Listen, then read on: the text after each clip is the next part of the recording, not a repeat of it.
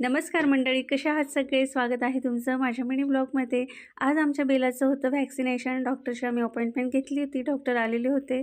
त्यानंतर आम्ही रस्त्याने निघालो आणि बेलाचं म्याव म्याव म्याव म्याव चालू होतं, कारण तिला खूप दिवसानंतर असं बाहेर काढलं. त्यानंतर आम्ही डॉक्टरला भेटलो. डॉक्टरने खूप छान समजावून सांगितलं व्हॅक्सिनेशन किती महिन्याने घ्यायचं, तिला काय खाऊ घालायचं आणि कसल्या कसल्या व्हॅक्सिनेशन आहे त्या सगळ्या पद्धती त्यांनी सांगितलं. व्हॅक्सिनेशन आपण 16 तारखेला करू ते असे बोलले आणि आज तिला जंतुनाशकचं औषध पाजूया ते असं म्हटले. मग तिथे बेलाची आई पण आलेली होती आणि बेलाची बहीण पण आलेली होती. डॉक्टरने मला असं पकडायला लावलं, पण बेला अशी ओरडत होती. मग मी तिला सांगत होती, नको बाळा, झालं काही नाही. मग छानपैकी घेतलं, पण ती खूपच चपळ आहे बेला, तर ती असं तोंडामध्ये पटकन काही घेत नाही.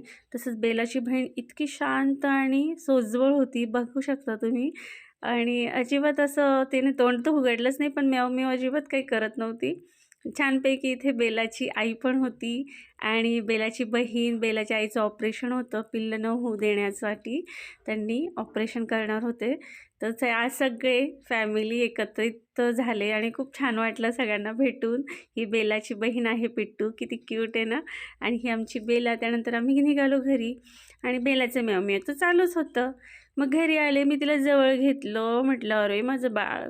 मग ते काय जवळ तर राहतच नाही, त्याला तर नुसतं असं खालीच पाहिजे, खेळायला पाहिजे. भूक लागली होती, मग तिला मी तिचं फूड दिलं. त्यानंतर तिने फूड खाल्लं पोट भरून आणि त्यानंतर बघा शकता तुम्ही कशी माझी बेला छानपैकी अशी झोपली.